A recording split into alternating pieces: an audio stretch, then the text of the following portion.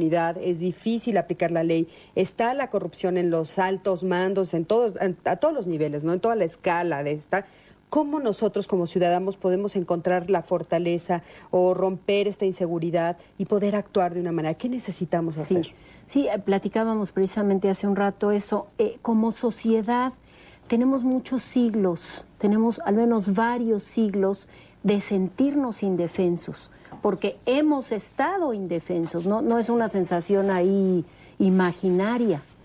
Ciertamente lo vemos a todos los niveles, no solo con la autoridad. Por ejemplo, estamos en la cola del banco y alguien se mete y la gente se queda callada. Eso sí, murmura y se enoja, pero no dice, oiga, señor, usted se metió. Entonces, esta falta, que tiene que ver con educación, por supuesto, al final muchísimos de los problemas de nuestro país caen en nuestra falta de educación. Sociedades más avanzadas, por ejemplo, lo que le pasó a Diego, probablemente todos los vecinos hubieran salido al día siguiente a denunciar con él, como que no dejan solo al ciudadano. Pero es esta sensación de indefensión y de baja autoestima, de decir, pues es que no merezco que me defiendan, ¿no? Como decías, Bárbara, es que, híjole, no quiero que piensen que soy conflictivo, que nada más me estoy quejando. Pues es que si no te quejas, no te quejes. Claro, pero Diego, ¿tú crees que ese fue tu caso? O sea, ¿tú pensarías soy conflictivo o si tuvieras las herramientas te hubieras quejado?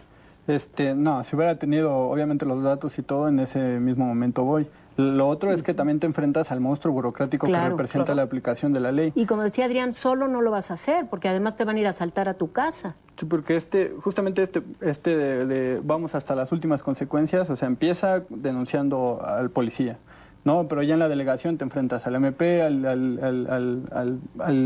jefe de sector, va subiendo a un juez cívico y todo llega y te das cuenta de que la impunidad no empieza en el policía que te asaltó, sino empieza de arriba para abajo, ¿no? Entonces, sí, si hubiera tenido los mecanismos, por supuesto, voy y presento la denuncia.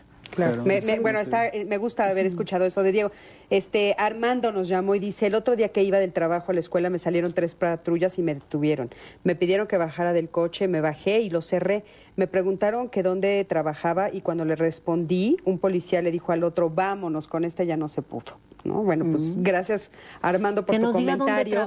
No nos dice dónde trabaja Armando, no dice aquí, pero bueno, pues de repente, ¿qué tal esa anécdota, no? Bueno, Gustavo de Iztapalapa nos dice, me asaltaron en el metro y justo ese día me habían pegado.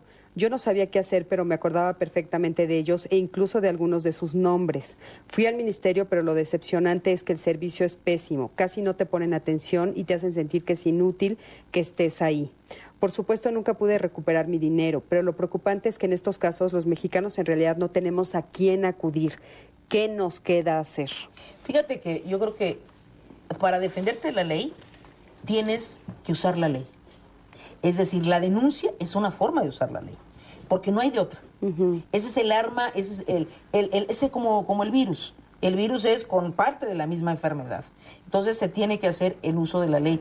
Y yo creo además que, contrario a lo que los ciudadanos piensan, y esto tendría que ser una cuestión psicológica, sin lugar a dudas, yo pienso que si denuncio me pongo más en riesgo, porque entonces me van a acosar, Error.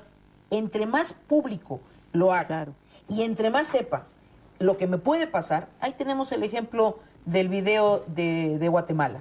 Yo avisé que me podía pasar esto. Entonces los ciudadanos deberíamos de tener una instancia donde pudiéramos tener estas denuncias, es decir, a mí me pasó esto y hay estas personas y por supuesto puede pasarme esto y son estos.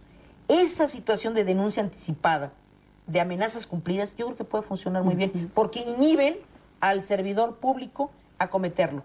Y de todas maneras, si ellos tienen la intención de hacer una persecución, lo pueden hacer y lo hacen en lo oscurito, porque nadie tiene conocimiento. Hoy todo el mundo sabemos que Diego fue víctima de esto. Si el día de mañana cualquier patrulla llega a casa de Diego, ya él estuvo en un programa, hay un antecedente, aunque sea de una denuncia pública. Porque yo creo que los ciudadanos debíamos tener derecho a la verdad. A la verdad legal, independientemente de que no tenga a lo mejor los elementos técnicos para fincar la responsabilidad en concreto. Debe fincar la responsabilidad a una institución que no toma las medidas como es la policía capitalismo. Claudia, yo creo que para nuestros amigos aquí de Diálogos, la parte fundamental es precisamente la evaluación de cada caso y buscar las maneras de cómo vamos a hacer la denuncia. Porque a pesar de que Diego no identifica, hay muchas personas que han sufrido esa extorsión en esa misma zona. Y es obvio que hay quien sabe de ellos. Cuando un problema se hace público y vulnera al jefe inmediato superior, ya hace que la cadena de impunidad se tenga que romper. Ya sea el jefe por encima de él, que le dice, oye, ya estás muy descarado, te muevo, hago, o la cadena se va debilitando. Pero claro, pensamos que lo que nos pasó a nosotros y ya. Pero cuando evaluamos, somos muchos los que hemos vivido eso.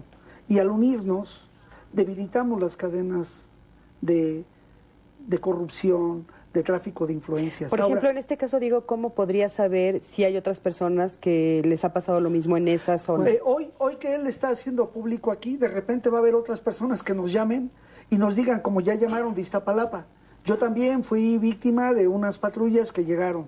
Y entonces a lo mejor una ya nos da un número, claro, otra nos da tal. Y así, mejor... entonces, lo que ustedes están diciendo es que es mejor hacerlo público para que tengamos como un poco más de protección. Por supuesto. Bueno, quédate con nosotros y bueno, llámanos, cuéntanos a ti qué te ha pasado. En un momento regresamos.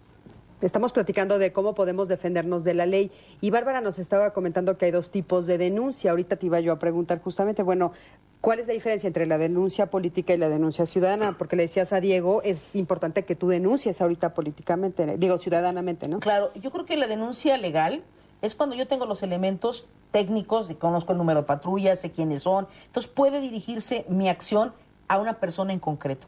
Pero como en este caso donde no sabe quién fue, lo que tiene que hacer es una denuncia ciudadana ante la Secretaría, ante los mandos policíacos, para que ellos investiguen. Porque, por ejemplo, en las áreas policíacas hay áreas de asuntos internos, en donde atienden esas denuncias ciudadanas, en donde yo digo que en esa zona hay patrullas que me están haciendo esto. Y entonces ya hay una responsabilidad de carácter político y de los servidores públicos que tienen que atender esa demanda ciudadana, que incluso puede ser hasta anónima, porque están dando los elementos de cómo está operando una institución en concreto. Pero creo que es muy importante, independientemente de que tengamos o no los elementos, sí tratar de abatir las cifras negras. Por ejemplo, en el caso del virus H1N1, se preocuparon porque todos los casos que estaban señalados con esa sintomatología se investigaron a profundidad y decían, esto sí es virus H1N1, esto no. Y todos los muertos por neumonías atípicas relacionadas con ese tipo de cosas dejaron de ser importantes, porque lo que interesaba era solamente manejar la epidemia. Pero ¿sabes qué, y a lo que voy, perdón, que termino, y a lo que voy es que a pesar de que no tengamos las herramientas para identificar a los agresores, les sirve a las instituciones para que puedan hacer los mapas delincuenciales. Es decir, hay muchas cosas que denunciamos, pero que no tenemos capacidad de demostrar. Pero el hecho pasó. Es decir, a mí me asaltaron en este lugar, a mí me pasó esto en aquel lado, etcétera, etcétera. Y eso va a motivar a que entonces también los operativos se localicen en las zonas de esos puntos ciegos. Por ejemplo, en el caso de la delegación aquí a Azcapotzalco y Benito Juárez, Miguel Hidalgo, en ese limbo entre las dos delegaciones hay una zona donde las patrullas no pueden pasar por lo mismo, por las fronteras, y esa zona genera un mapa delincuencial. Cuando hemos ido a denunciar casos ahí, nos dicen, sí, efectivamente aquí con frecuencia pasan. Pues le decimos, entonces ustedes ya que saben, sí, pero es que no sabemos si corresponde a esta delegación o a la otra. Entonces ya a ellos les motivaría a hacer cosas. Y cuando hay presión, entonces ya se mueven a... Las cosas ya empiezan a cambiar. Sí. Fernando, ¿me escuchas? Sí, bueno, buenos días. ¿Qué tal, Fernando? Buenos días, gracias por llamarnos. Gracias a ustedes. Cuéntanos, ¿a ti qué te pasó? Pues miren, hace 4 años yo iba saliendo de mi trabajo y de pronto llegaron muchos policías, no sé, han de haber sido como 20, llegaron en patrullas. Y bueno, me detuvieron, me decían que yo me había robado una computadora de ahí de la empresa donde